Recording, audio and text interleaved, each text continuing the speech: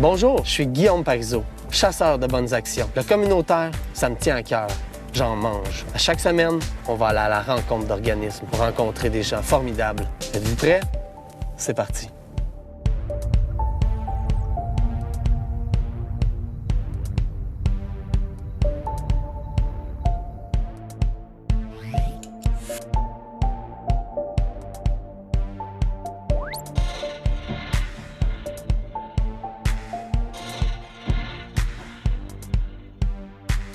Bonjour, bienvenue aux Chasseurs de bonnes actions. On est venu aujourd'hui à la rencontre de TDAH Centre du Québec, rencontrer Linda, coordonnatrice, et Richard Senneville, président du conseil d'administration.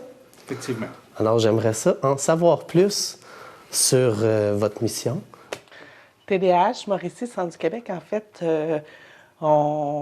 on dessert tant les personnes qui ont eux-mêmes le TDAH que les proches des gens qui ont le TDAH. Fait que ça peut être un parent, ça peut être les grands-parents, ça peut être le conjoint-conjointe, ça peut être les enfants. Selon les services, là, il y a, des fois, on va travailler auprès des enfants ayant le TDAH, puis parfois, ça va être les adultes ayant le TDAH. Les enfants de quel âge environ? Ça peut aller de tout âge, mais c'est plus les activités familiales qu'on va rejoindre les enfants. On est allé faire arbre en arbre. On fait des quais à chaque année. On fait la cabane à sucre qui s'en vient à chaque année. On est allé faire de l'escalade aussi. On fait des activités plus sporadiques, puis il y a des activités qui reviennent un petit peu à chaque année. On a du service téléphonique puis par Internet, là, soit Facebook ou courriel. C'est souvent la première porte d'entrée pour aller vers d'autres services. Puis ça peut être des demandes plus sporadiques. Tu sais, les gens appellent pour des questions bien spécifiques. Des fois, ils vont venir pour d'autres services, puis des fois, ça va être terminé. Ils vont avoir eu la réponse à leur question. Quel genre de questions tu peux avoir des fois? Une qui me vient souvent en tête, là, c'est une grand-maman qui était quand même plus en Mauricie, excentrée là, de notre point de service qui était à Drummondville. Elle demandait pour sa petite fille du support scolaire là, parce qu'il y avait un plan d'intervention qui devait être fait. Puis la famille n'avait pas été mise au courant, donc elle se demandait un petit peu quoi faire, comment intervenir là, auprès de l'école.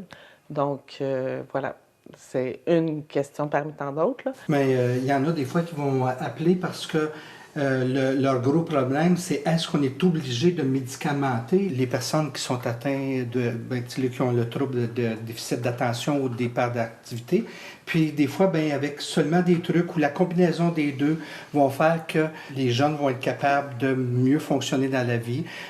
Puis un des trucs, c'est comme à un moment donné, en arrivant plus le soir, après le souper, des choses comme ça, c'est de diminuer les jeux électroniques ou des choses de même pour justement calmer le monde, les calmer, mettons comme peut-être environ 1 heure, je pense, mettons avant le coucher, là, dire éliminer ces choses-là. Un peu d'encadrement. Un peu d'encadrement pour justement là, dire, baisser comme l'hyperactivité pour qu'ils puissent faire une bonne nuit.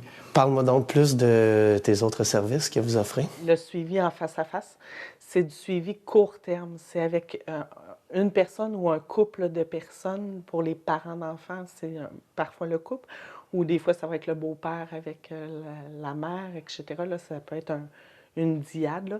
C'est vraiment 1 à 5 rencontres, c'est du court terme. Puis on adapte vraiment les besoins à la personne elle-même, de la gestion des stratégies adaptatives pour la gestion du temps, des fois de l'espace, comment aménager la chambre de l'enfant pour que ça soit maximisé, etc. C'est très, très varié en fonction des besoins de la personne en lien avec son TDAH. On peut parler des troubles associés comme l'anxiété ou les TOC, ou etc., mais il faut que la majeure soit le TDAH, là. La problématique majeure soit le TDAH. Après ça, on a les activités familiales, comme je l'ai dit un petit peu plus tôt. Les activités familiales, là, c'est environ 1 fois par 2 mois, 3 mois. Il y a aussi des journées où quand les professeurs sont en pédagogique, tu sais, là, on donne aussi des ateliers avec les jeunes, là, ateliers de cuisine, entre autres. Cuisine, oui. On appelle ça les journées psychoéducatives, là, où il y a de l'apprentissage qui peut se faire en groupe pour les enfants ayant le TDAH. On a les formations conférences.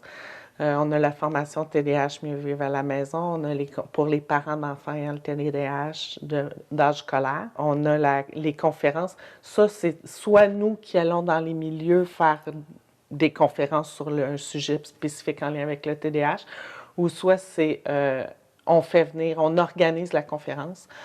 Par exemple, les 2 dernières conférences, c'était la même conférence, mais donnée à 2 endroits différents sur le territoire. C'est Mme Lynn Massé, elle est chercheure et professeure titulaire à l'UQTR, qui donne des conférences pour nous là, en lien avec le TDAH. Fait qu'on l'a donné à Drummondville, on l'a donné à Victoriaville, puis dans quelques semaines, mois, on va probablement le donner à Trois-Rivières. Parle-moi donc de ton coup de cœur pour votre organisation. Chacun a leur force, ça c'est certain, mais je pense que TDAH Mieux vivre à la maison est a des bonnes retombées. C'est des parents d'enfants ayant le TDAH qui se regroupent.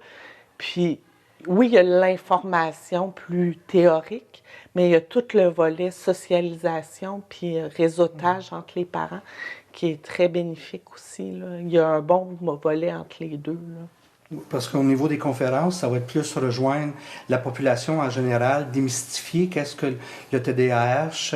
C'est comme 2 volets ou des choses qui sont vraiment différentes là, quand on parle de conférences, quand on parle de recevoir des personnes de façon individuelle. Ça va être de l'aide plus directe et c'est aussi gratifiant, je pense, un que l'autre. C'est comme de démystifier de façon générale ou comme aider des parents à mieux vivre avec l'enfant là, qui est turbulent. Ben c'est 2 choses qui sont assez gratifiantes, là, en tout cas Pour les outillés pour aussi. les outils aussi. Chaque service, dans le fond, a son objectif, il répond bien à son objectif, là. Explique-moi le déficit d'attention, s'il te plaît. Bien, le trouble de déficit d'attention, c'est avec ou sans hyperactivité, là, c'est un trouble neurodéveloppemental qui se situe au niveau frontal. C'est la dopamine et la noradrénaline qui est affectée, qui fait que certains vont être plus inattentifs, vont tomber dans la lune plus facilement, ou d'autres vont avoir la bougeotte, soit des idées ou soit physiques, là. Des fois, on va dire juste TDA, parce que c'est juste de l'attention. Puis des fois, ben, avec hyperactivité, donc on rajoute le H pour ça. Mais c'est comme, on entend plus souvent vraiment tout d'un bloc, mais on en reçoit que c'est vraiment juste TDA. Tu sais, là, donc un trouble d'attention, comme Linda disait, ben, tu sais, ils partent dans la Lune, puis... tu sais, là, c'est comme, il n'y a pas juste les astronautes, là. Nous autres, on a des jeunes qui sont vraiment souvent dans la Lune, là, aussi. Mais des jeunes et des adultes aussi, parce que souvent, il y en a qu'au moment où ils vont se faire diagnostiquer, les parents vont faire comme, mon Dieu, il parle-tu de mon enfant ou il parle de moi? Tu sais, là, mais c'est sûr que souvent, les troubles, en étant adulte, ben, tu sais, ils s'amenuisent un petit peu. Mais encore là, il y en a qui font comme, mon Dieu, coudonc, ils sont en train de parler de moi, mais non, s'ils parlent de mon enfant. Ça amène les parents, les adultes à s'observer un peu plus. À s'observer un peu plus, oui. Pourquoi l'organisme TDAH devrait rester en place? Si je peux me permettre, le bien fondé de l'organisme, c'est que ça a été fondé par des parents d'enfants ayant le TDAH. Fait que c'est vraiment un organisme communautaire en soi, selon les critères des organismes communautaires autonomes par et pour les gens. Encore aujourd'hui, on a plus proche de 200 membres, on a beaucoup de participants qui viennent à nos activités, à nos services, à nos activités. Fait que je pense que ça en soi, tu sais, informer, supporter et accompagner les gens. Je pense que, puis souvent, c'est de façon gratuite. Nos services ne sont pas payants. Donc, pour certaines personnes, ça peut être une accessibilité qu'ils ne peuvent pas avoir soit dans le réseau ou soit au privé, là. On peut être une porte d'entrée ou une porte d'information, en tout cas. De là, la viabilité, là, je pense, de notre organisme. Là. Quand moi j'étais enfant, on allait jouer dehors, les ordinateurs, ça n'existait pas, il n'y avait pas des... Tu sais, là, les stimuli extérieurs ont augmenté beaucoup et je prévois que dans un avenir, ça va continuer probablement d'augmenter ou en tout cas, donc je pense que ça va être... on est là pour longtemps, nos services vont être requis durant encore plusieurs années, si c'est pas à vie. Merci d'avoir fait l'entrevue avec moi. J'ai bien apprécié. On a appris à mieux connaître vos services, puis à découvrir aussi les bonnes actions que vous avez faites autour de vous. Alors, je vous remercie beaucoup, puis on se dit à la prochaine fois.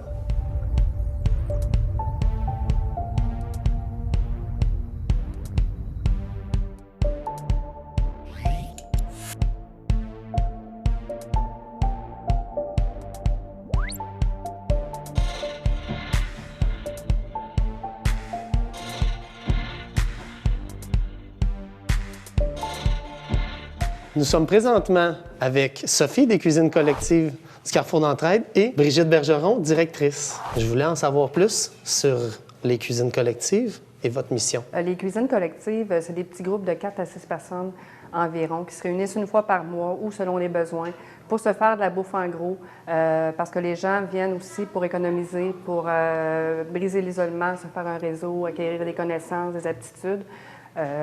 Fait qu'on y va avec une planification. On regarde les spéciaux, les circulaires ou les denrées qu'on a. Je pourrais l'expliquer tantôt, c'est des dons qu'on a. Ensuite, on décide des recettes qu'on va cuisiner. On va faire les achats et le lendemain ou le surlendemain, on cuisine ensemble. Ce qui amène les gens à se prendre en charge au niveau des cuisines dans leur chez-soi. On vise l'autonomie alimentaire. On fait beaucoup d'éducation populaire aussi. Fait que c'est pas des cours de cuisine, c'est pas une papote roulante. Les gens viennent cuisiner pour eux. Puis ensemble, on arrive à aller des recettes multipliées, expliquer, connaître des nouveaux aliments, des nouvelles recettes aussi. Alors moi, je me présente, par exemple, et de A à Z, comment qu'on commence? On commence par s'inscrire, on appelle au Carrefour d'Entraide. Il y a Carole, la réceptionniste, qui va prendre l'appel. Elle va poser beaucoup de questions aussi au niveau de la disponibilité, des besoins de la personne, de où elle habite aussi. Puis ensuite, malheureusement, cette personne-là va tomber sur une liste d'attente qu'on a présentement. Ça, c'est la réalité du communautaire aussi. On manque de sous, fait que on ne peut pas engager le personnel qu'on a besoin pour tout accomplir, là, ce qu'on pourrait faire ici. Là. Fait qu'ils tombent sur une liste d'attente. Ensuite, moi, quand je suis rendue à leur tour, j'essaie de former un groupe avec les besoins, les dispos, etc. Puis je les appelle pour leur dire que j'ai une journée pour eux autres qui est prévue. Puis on commence comme ça. Et toi, Brigitte, parle-moi donc de ton rôle. Bien, c'est sûr que moi, je gère l'organisme, mais l'organisme existe depuis 1977. Donc, c'est un organisme, je crois que c'est le deuxième plus vieil organisme à Drummondville. Notre mission, c'est de venir en aide aux gens qui ont des difficultés financières importantes. On offre plusieurs services comme les consultations budgétaires, c'est des rencontres en individuel. Il y a la fiducie volontaire également.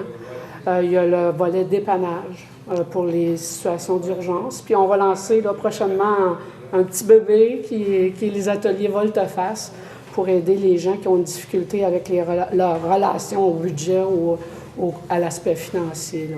Pour vos services du Carrefour d'Entraide. Exact, oui. Par rapport à vos installations, mettons, est-ce que ça répond à tous vos besoins? Présentement, c'est sûr que la cuisine est vraiment maximisée. C'est presque du 7 jours sur 7. Il y a des gens à chaque jour, puis c'est des gens qui proviennent de partout. Les cuisines, c'est ouvert à tout le monde. C'est sûr qu'on a quand même une majorité de personnes à faible revenu pour qui ce besoin-là vient vraiment répondre. Ici, aux cuisines, on fournit tout ce qui est épicerie de base, donc sucre, huile, farine, vinaigre, épices, etc. C'est tout fourni. Les gens n'ont pas à payer pour ça. L'inscription est volontaire et gratuite aussi. Fait que c'est une cuisine commerciale avec des équipements commerciaux aussi. On est très bien équipés. On a d'autres points de service aussi qu'on espère maximiser un jour aussi en ayant peut-être quelqu'un à un moment donné. Dans l'idéal, ce serait 2 personnes temps plein, 2 autres personnes temps plein pour être capable de passer la grande liste d'attente qu'on a là. Parle-moi de combien de groupes que vous aidez présentement? présentement, on a 28 groupes, c'est-à-dire 8 de plus que l'an passé. Puis 8 grâce à mon ancienne collègue qu'on a engagée à 21 heures semaine. Fait que juste ce poste-là, 21 heures semaine pour 7 mois, a permis de quand même diminuer aussi la liste d'attente puis de démarrer 8 nouveaux groupes. Les gens, les cuisines collectives répondent à plein de besoins. Là, outre le besoin d'économiser, je veux dire, j'ai des personnes âgées qui ont perdu un conjoint, qui sont en deuil, qui n'ont jamais appris à cuisiner, leur épouse vient de partir. Fait qu'ils viennent ici briser l'isolement, mais aussi apprendre à 70, 75 ans, juste comment lire une tasse, faire une recette de base. On a des jeunes en réinsertion sociale qui sont ici pour diverses raisons, mais surtout, justement, développer des aptitudes aussi. C'est vraiment rendu un besoin qui vient chercher tout le monde. Si on parle de temps d'achalandage, est-ce qu'il y a un temps où est-ce qu'il y a plus de besoins? C'est sûr qu'en septembre, les gens, les fruits, les légumes et tout ça, il y a septembre puis janvier, nouvelle résolution, là, c'est 2 mois là, quand même assez fort. Puis là, pour m'éveiller ma fringale, parle-moi donc des types de recettes que vous faites. Ricardo est pas mal winner chez nous. Parce que c'est des recettes simples aussi, faciles à faire. Mais ça va être n'importe quelle recette. T'sais. Mais c'est sûr qu'on a aussi quelques groupes d'immigrants qui vont cuisiner plus des choses de leur pays, là, la Colombie, l'Algérie, etc. Mais sinon, c'est des recettes quand même... Beaucoup de saveurs. Oui, très colorées. Les desserts? On prend les desserts santé, c'est sûr, ça fait partie des valeurs des cuisines collectives. Pourquoi les cuisines collectives devraient continuer d'exister? Ça répond à plein de besoins. C'est du concret que je vois. C'est des gens qui repartent avec de la vraie bouffe, qui vont nourrir des bouches chez eux. Ils sont super fiers. C'est eux autres qui ont fait leur repas, ils ont économisé. On a eu du plaisir, ils ont appris des choses. C'est génial. Si tu le permets, Guillaume, je vais rajouter quelque chose. Je suis une nouvelle directrice ici, puis moi, mon coup de cœur, c'est la passion des gens qui travaillent ici. Vraiment, les intervenantes qui sont ici, là, c'est des gens passionnés, des gens qui sont rassembleuses. Donc, ça contribue fortement aux usagers qui se présentent ici de s'intégrer ou de créer des liens, briser l'isolement. On va donner vraiment une canne à pêche aux gens, puis on va leur montrer comment pêcher. Fait que c'est sûr qu'il y a des gens qui vont toujours avoir besoin, mettons, d'un service comme peut-être le comptoir alimentaire, parce que pour plein de raisons, ils ne seront pas capables, mettons, de s'intégrer à un groupe de cuisine ou quoi que ce soit, mais il y en a aussi plein qui peuvent, qui ne savent pas quoi faire, par exemple, avec la bouffe. Fait que nous, on va vraiment leur montrer comment faire. Et d'où proviennent ces poissons que vous mettez au bout de leur canne à pêche? Avant ça, on y allait vraiment juste avec les spéciaux. Puis depuis environ 1 an et demi, avec le programme de récupération supermarché, on arrive à aller chercher des denrées au comptoir alimentaire et à la table populaire régulièrement. C'est des denrées en surplus. Eux autres, ils font le tour des épiceries chaque jour, des commerçants. Puis ils vont chercher des denrées invendues, qui sont encore bonnes, mais eux autres ont des commandes qui arrivent, fait qu'il faut qu'ils vident les étalages. Avant ça, cette bouffe-là était perdue. Maintenant, c'est sûr que ça demandait aussi l'effectif financier et humain aussi pour gérer tout ça. Fait que nous, on est capable de bénéficier de tout ça. Il a fallu qu'on s'équipe, par exemple. Ça demandait aussi des coûts parce qu'on refait un autre triage quand la bouffe arrive ici. Fait que nous, 2 fois semaine, on va chercher tout ce qui est viande, poisson, fruits, légumes, pain, dessert. Puis fait quand les gens arrivent en planification, on rouvre les frigos, les congèle, puis qu'est-ce que vous voulez manger? Puis c'est sûr qu'on a beaucoup de groupes à faible revenu. Fait que ces gens-là, ils sont contents qu'on essaie de s'arranger pour cuisiner à $0. Fait qu'on s'arrange avec ce qu'on a. On fait travailler notre imagination. Il y a beaucoup de fruits et de légumes qu'on ne connaît pas non plus. Fait qu'on va voir sur Google, c'est quoi qu'on fait que ça, etc. Les gens sont quand même assez ouverts. Puis, fait qu'on arrive et ils repartent chez eux avec à peu près une vingtaine de repas qui leur ont coûté absolument rien. Fait que, comme je pourrais citer une des participantes qui disait, depuis qu'on a ça, je peux commencer à penser à faire des petits projets. Me mettre de l'argent de côté, des choses que je ne pouvais pas en tout faire parce que j'arrivais carrément pas, tu sais. Puis la nourriture, c'est quand même une grosse partie du budget. Puis c'est prouvé quand les gens arrivent pas, sont endettés parce qu'on est imprévu ou quoi que ce soit, c'est là qu'ils coupent parce que c'est la partie la plus malléable du budget. Fait qu'ils mangent moins bien, etc. Fait que c'est une grosse partie qu'ils négligent aussi. Fait qu'au niveau de la santé, il y a plein de conséquences qui en déboulent. Fait que là, ils repartent avec la bouffe qui est super santé, qu'ils ont faite. Coloré, super bon. Alors, toute cette nourriture, j'imagine que ça va contrer le gaspillage alimentaire aussi? C'est aussi un des objectifs et des valeurs des cuisines collectives. Là. On récupère tout. Le tri des matières résiduelles? Oui. Oui. Recyclage, compost? Oui. Alors, merci à toi, Sophie. Merci, Brigitte, pour nous avoir expliqué, pour nous avoir aidé à mieux connaître les cuisines collectives. C'est très apprécié. Alors, bonne continuité, puis on se dit à la prochaine. Merci. Merci.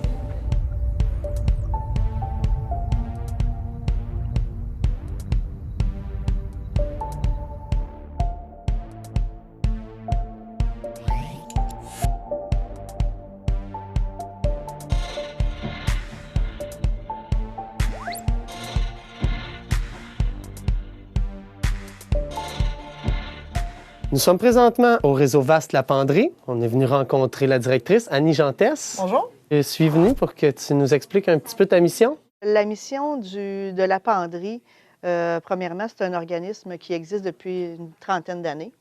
Et puis, notre mission première, c'est de venir en aide aux gens dans le besoin de Drummondville, mais plus principalement, je dirais, aux gens du quartier Saint-Joseph.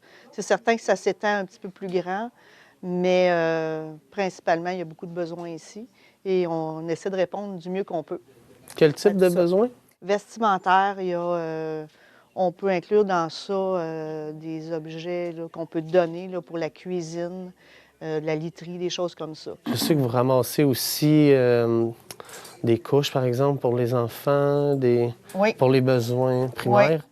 Les besoins primaires des mamans qui viennent d'avoir un petit bébé et puis qui n'ont peut-être pas les moyens d'acheter des couches soit jetables, soit lavables. On a tout ça ici. J'entendais aussi que vous aviez à la caisse tantôt des bons. Oui, les organismes de la région de Drummondville font affaire avec nous par le biais de bons qu'on appelle. Ils réfèrent les gens et puis c'est tout simplement un papier. Puis ils vont décrire les besoins de la personne. Puis ils se présentent ici. Nous, on les laisse, on va dire, magasiner. Ils prennent ce qu'ils ont besoin, puis on leur donne. Alors, un citoyen, citoyenne qui a eu une rencontre avec un organisme quelconque, Oui, il y a des bons, après ça, il vient à ta rencontre. tout simplement. Sur rendez-vous, ils se présentent ici et puis... Vous allez on va discuter, trouver les besoins. répondre. Oui, surtout là, répondre aux besoins là, le plus rapidement possible. Donne-moi un exemple de gens qui arrivent dans le besoin. C'est des gens âgés, des jeunes? Qu'est-ce que vous avez souvent? Il y a beaucoup de familles, surtout, des familles, des nouveaux arrivants à Drummondville qui vivent des réalités qui ne sont pas toujours faciles. Il y a des gens aussi qui se retrouvent dans la cinquantaine, soixantaine, qui, après un divorce là, ou un feu, un incendie à la maison, se retrouvent sans rien et puis ils se présentent ici. On a souvent dépanné des gens, là, on va dire, sur le pouce. Puis on a fourni des couvertures, des bottes pour cet hiver, des oreillers, parce qu'il n'y avait pas rien là, pour passer la nuit suivante. On va dire ça comme ça. C'est malheureux, mais au moins on est capable de les dépanner là, rapidement. Comment vous réussissez à avoir tout le matériel? Qui vous apporte tout ça? On vit grâce à la générosité des gens de Drummondville qui nous apportent des choses, qui nous donnent des choses, tout simplement. Nous, on les revend et puis avec ça, on peut subvenir aux besoins là, de cette clientèle, comme je te disais tout à l'heure. Pour ce qui est de la vente ici, Oui, c'est ce qui vous permet de financer les dons avec les bons? oui. Avec les dons qu'on reçoit, on les revend. Ça nous permet d'avoir un local, un lieu où les gens peuvent se présenter. Donc, on parle de tous les frais qui sont récurrents, qui sont rattachés à un commerce. Donc, on rencontre ça avec les salaires des employés, mais avec ce lieu-là, c'est là qu'on peut avoir l'espace pour desservir, on va dire, les clients là, dans le besoin. Parle-moi des bénévoles qui viennent vous aider, Oui. parce que j'ai remarqué qu'il y avait des salariés, mais il y a aussi Oui. des bénévoles qui vous donnent Oui. un coup de main. Oui, il y a beaucoup de gens très généreux de leur temps qui viennent à tous les jours donner un petit coup de pouce pour ranger les choses, trier les choses, parfois faire un petit nettoyage sur certains objets qu'on reçoit. Donc, on est vraiment contents et on est très heureux de les avoir comme ça au quotidien. Ça brise leur isolement, j'imagine. Ça les amène Aussi. ici, ils reviennent. Exactement. C'est des gens souvent qui sont seuls puis qui ont besoin de parler avec les gens. Donc, on forme une équipe comme, on va dire, une petite famille. Puis, on s'apporte le support et les encouragements nécessaires au jour le jour. Pour ce qui est des lieux ici, on est à quelle adresse? On est au 188 rue Saint-Marcel à Drummondville. Est-ce que les lieux ici répondent à vos besoins? Est-ce que c'est assez grand? Parce qu'on voit qu'il y a beaucoup de stock, il y a beaucoup de matériel. Beaucoup de choses. C'est grâce, encore une fois, à la générosité des gens. Si on pouvait agrandir par l'intérieur, on le ferait. J'aimerais avoir un peu plus d'espace. Parce qu'on rencontre aussi des besoins qui sont au niveau du meuble. Les gens qui perdent tout dans un incendie, des fois, on a des lits qu'on peut leur donner. Donc, ça prend beaucoup d'espace, des bureaux et tout ça. Fait qu'on pourrait avoir peut-être un petit peu plus de meubles et encore plus de vêtements à offrir sur le plancher. Si je comprends bien, vous avez des sections vêtements, Oui. des sections meubles, mais encore? Oui. Section cuisine, articles de cuisine, petits électros comme ouvre-boîte, grille-pain, four micro-ondes. On a tout ça ici. Section aussi souliers. Département hommes-femmes, on a séparé ça, là, enfants et tout. Beaucoup à découvrir. Vraiment. Ça donne envie d'aller visiter. On va aller On va voir y aller ça. tout à l'heure, certain. Qu'est-ce que les gens ont le plus de besoin à Ici, Drummondville? Qu'est-ce qui est Ici, le plus en demande? ce qu'on rencontre beaucoup, c'est le vêtement. Vêtements hommes, enfants et surtout pour les dames, chaussures. Ça, c'est vraiment Le besoin de primordial. se vêtir. Oui, Donc, s'il y a des dons, c'est les vêtements que vous avez le plus de besoin? oui, vraiment. Et on peut venir donner comment? À l'extérieur, en tout temps, il y a une boîte de dépôt. Et aussi aux heures d'ouverture qui sont de 9h30 à 17h en semaine et de 9h30 à 16h le samedi. Puis on va prendre vos dons avec le plus grand des bonheurs. Bien sûr. Je te remercie. Merci C'est à très toi. apprécié. Merci d'avoir pris du temps. On espère que vous allez continuer longtemps. Oui. Encore un bon 30 ans minimum. Certainement. Je vous le souhaite. Merci beaucoup. Merci pour ton entrevue. Merci.